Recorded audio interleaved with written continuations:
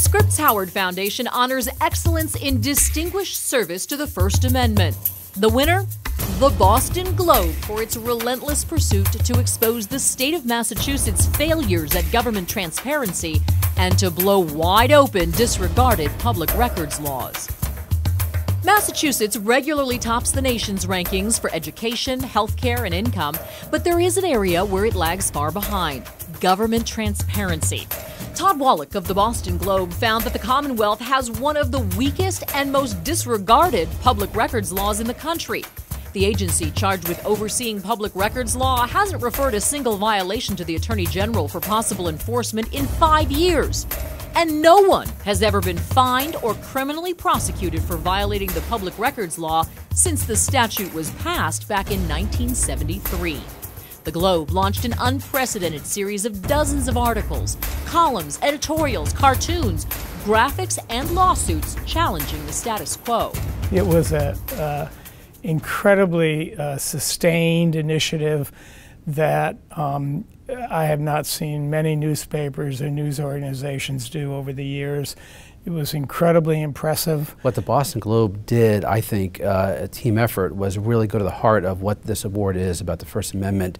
You know, they weren't merely applying, fighting government secrecy and trying to open it up, but they actually went to the heart of it. How can they improve the process and get more records available to the public? As a whole, you saw passion as well as solid reporting and relentlessness, and just amazing initiative by them.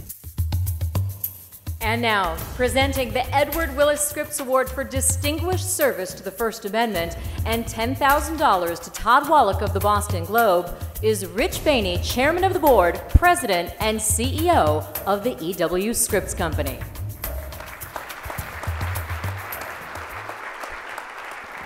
Thank you. I'm really gratified to be able to accept this award on behalf of the Boston Globe. Writing about public records and First Amendment is not something journalists are always comfortable about. We're not always comfortable writing about ourselves, and sometimes we think readers and viewers won't care. But if we don't pay attention to this, if we don't tell our audience about this, nobody else will, and nobody else will care, and nobody else will make a difference. So this is really important. As the video said, this was a team effort. Other reporters also wrote stories, like Joshua Miller, David Scharfenberg, Nicole Dunga, Marcel Garcia from our editorial page wrote a couple editorials. Dan Wasserman wrote a brilliant cartoon.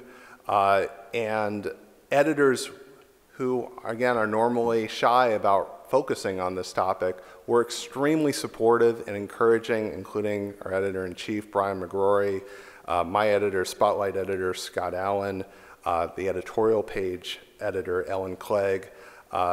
So without all that effort and all that coordination and all that support, none of it would be possible. I want to thank my wife, Jennifer, who's here, for all her patience and support.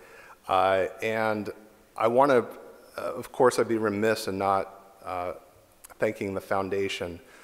You know, at a time when the Scripps Howard Company is telling people to drop the paper in Cincinnati, I think it's incredibly important and appreciative that the foundation is supporting journalism in all its forms and media, whether it's television like ABC 15, whether it's online like Inside Climate News and BuzzFeed, or whether it's in print like the New York Times and LA Times and papers like the Boston Globe. I think we as journalists need to support journalism in all its forms, and I really appreciate the fact that the foundation is continuing to do that.